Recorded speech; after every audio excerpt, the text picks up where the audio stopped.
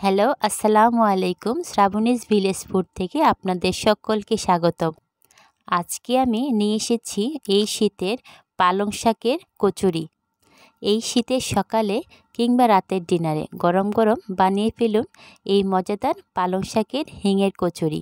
তাহলে শুরু করা যাক আজকের রেসিপিটি। এর জন্য প্রথমেই কিছু কচি পালং শাকের পাতা ধুয়ে নেব। ধুয়ে এভাবে পানি ঝরিয়ে রেখে দেব। তারপর একটি কড়াইতে পানি সিদ্ধ করে বলক আসলে এর মধ্যে পাতাগুলো দিয়ে দেব। এর মধ্যে লবণ দেওয়ার দরকার নেই। তারপর এটা ঠান্ডা হলে একটি মিক্সিং জারের মধ্যে এগুলি নিয়ে নেব। এখানে আদা, রসুন, কাঁচামরিচ ও ধনেপাতা দিয়ে একসাথে সমস্ত উপকরণগুলোকে ব্লেন্ড করে নেব। ব্লেন্ড করা হয়ে গেলে একটি বাটিতে ওই মিশ্রণটা ঢেলে নেব। তারপর এখানে স্বাদ মতো লবণ দিয়ে দিব আর চিনি দিয়ে দেব।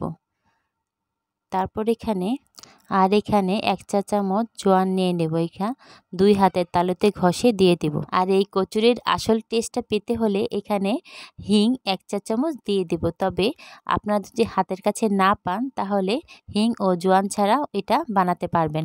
স্বাদের তেমন ডিফারেন্স হবে না। আর লুচিটাকে ক্রিস্পি করার জন্য এখানে 2 টেবিল চামচ সয়াবিন তেল দিয়ে দেব। আর এই মিশ্রণটার মধ্যে 1.5 কাপ ময়দা নিয়ে অল্প অল্প করে দিয়ে সমস্ত উপকরণটা ভালোভাবে মেখে নেব।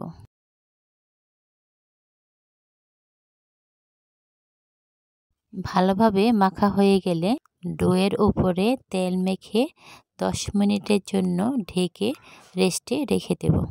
ফিরে এলাম 10 মিনিট পর। ডোটাকে আরেকটু ময়ান দিয়ে ভালো করে মথে নেব। তারপর এখান থেকে ছোট ছোট লেচি আকারে কেটে নেব।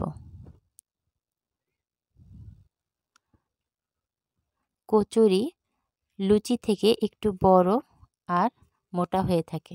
এই লিচিগুলোকে আলতো হাতে বেলে নেব। বেশি চাপ দেওয়ার দরকার নেই, আস্তে আস্তে বেলে নিলেই হবে।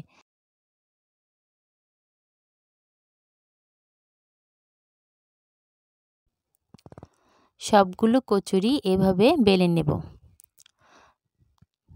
তারপর একটি কড়াইতে পরিমাণ মতো তেল ঢেলে এখানে লুচিগুলো ভেজে নেব।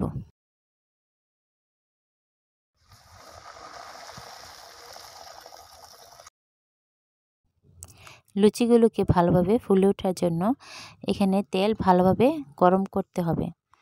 তেলটাকে হাই হিটে গরম করার পর এখানে মিডিয়াম হিটে একটু জালটা কমিয়ে তারপর লুচিগুলোকে দিয়ে দিতে হবে। এভাবে দিলে সবগুলো লুচি এরকম বালিশের মতো ফুলে উঠবে।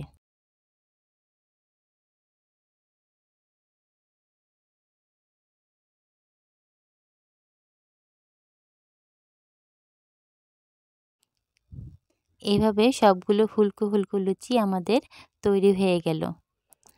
একটা লুচি আপনাদেরকে ছিঁড়ে দেখাচ্ছি। এর ভেতরটা অনেক সুন্দর হয়েছে এবং খেতেও অনেকই মজা হয়েছে। এরকম আপনারাও শীতের সকালে কিংবা বিকালে বা রাতের ডিনারও এরকম পালং শাকের কচুরি বানিয়ে খেতে পারেন। আর যে বাচ্চারা শাক খেতে চায় না তাদেরকে এই পদ্ধতিতে কচুরি বানিয়ে দিলে তারা তো সহজেই মজা করে খেয়ে ফেলতে পারবে।